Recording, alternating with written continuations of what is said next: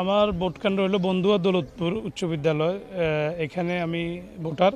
আমি এইমাত্র আপনাদের উপস্থিতিতে আমি ভোট দিয়েছি। আর আপনারা দেখেছেন প্রথমে এই ভোট শুরু হওয়ার পরে ভোটারদের আগমন ইতিমধ্যে শুরু হয়েছে।